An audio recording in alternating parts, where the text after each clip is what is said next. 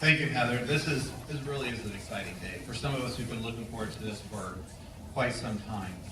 And this really, a conversation really took place a couple of years ago, probably two and a half years ago, I think, where we really were contemplating what is the future of libraries. We know that our libraries are an incredible asset resource in our community.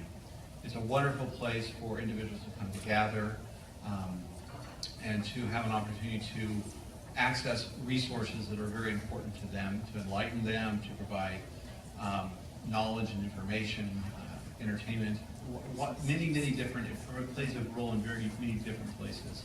And our library has been exceptional and really finding ways to connect with our community. But as we all know, the world around us has been changing dramatically. And it certainly has affected even how we think about libraries and what their role might be as we continue to change in the world of technology and how we access information and those resources. So a couple of years ago, as we were talking about this and thinking about this, I had the opportunity to go with Peter Sterling, who was with the Chamber at the time, and he took me down to Chandler to look at the Gangplank, which is kind of a technology-based collaborative. And it really began to kind of trigger, if you would, some thoughts about how could we take a concept like this and make it work in our libraries, and who would really be our audience, and who are the kind of the partners in that. And so quickly after that, Heather came into the conversation, and Heather is just, I always, I don't know if Heather remembers this, but for me, Heather was one of the first department heads that I appointed. And it's always been a great thrill because she has done an incredible job during the last several years of taking the libraries through some very difficult times. Hit hard, very hard. But they've also adapted to the new times. We don't do our library services, we don't provide them the same way we did 5, 6, 7 years ago. And we're always looking at ways to improve and connect with our community. And I think Heather has been very creative and bold enough to do that. And so when this idea came, I know it was a little different, but this idea of how can we look at libraries differently, and how do we collaborate with our community? So Heather, along with Dr. Cowan from Mesa Public Schools and the Chamber, we began a dialogue about how can we use space in our libraries to be to follow the technology, to follow and kind of lead the way in a different way of accessing resources. And Heather, in her creative means and ways, came up with something that I thought was very creative. It's called iLinks. And the links stood for, it was an iLinks project that became part of the Mesa process. So as we were thinking about this discussion about how we can use this collaborative, the Mesa effort began to come forward, where we were gathering ideas from across the community about transformational projects. And the timing was perfect because the Links project, which stood for Learn, Innovate, Network, Connect, and Succeed, seemed to be a perfect project that would fit within iMesa. And as that project was put into the iMesa list, and as it was put out there for the community to vote on, it quickly became a priority and was identified by our community as a project that they thought would be very important in Mesa as a transformational project. And so the idea of creating this collaborative space based on technology that could be used first by our patrons in the library, of course, and as you can see with the banks of computers we have out there, technology is an important part of what we have here. But also, how does it work? How can we make it work for Mesa Public Schools? So this is about the same time that Mesa Public Schools was beginning their discussion about their bond package and about how they needed to bring in new generation of technology and making technology an important part of their learning curriculum. So they were very much on board with this.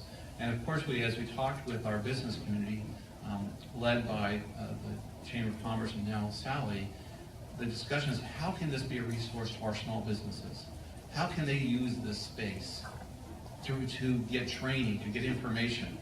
hey, maybe information on healthcare and the changes in healthcare, having presentations being made by the banks or other resources that the chamber has, and using this as a forum where they can come and have those kinds of opportunities. So this idea quickly took hold, and we're really excited that as it went, we established this collaborative effort based on technology, and it was received significant support from the community through the Mesa effort. We appreciate the effort of the Mesa committee because they really began to identify those priority projects. And then it became an opportunity for us to go to the mayor and city council in a budget process and we talked about libraries. And what's interesting is our libraries, even during the most difficult times of the recession, and as we cut back library hours, cut back resources, we still saw an increase in the number of people coming to the libraries. And so we recognized that we needed to invest in libraries. So we appreciate the city council for their support, because in a very difficult budget discussion, they were willing to allocate significant resources that allowed us to build out THINKspot. So you can have all these great ideas, but until you have the resources to deliver, that's about all they are, is dreams and ideas. So we appreciate the council for helping us make this a reality. And I want to thank the staff, because it's easy to come up with ideas. I have no idea what any of the stuff back here does.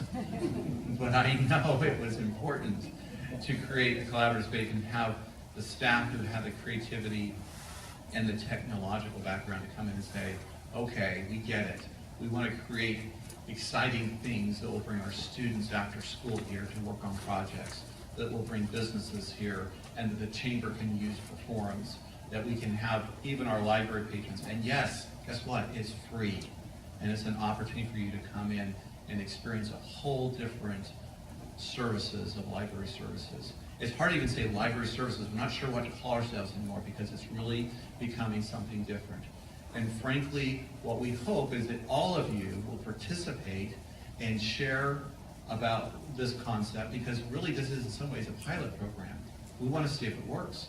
Is this what our residents, our students, our businesses are interested in?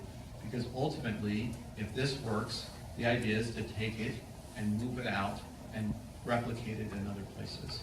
So thank you all for coming. I want to thank all of the staff. There's so many of them here. As you see, the representatives from our Channel 11, from Public Information, from our Information Technology Department, from the library staff. They are also dedicated, and I appreciate them taking on something that was new. And, you know, doing something new and changing is sometimes scary, but I appreciate them. They, with great enthusiasm, delivered on this project. So thank you all so much for being here today.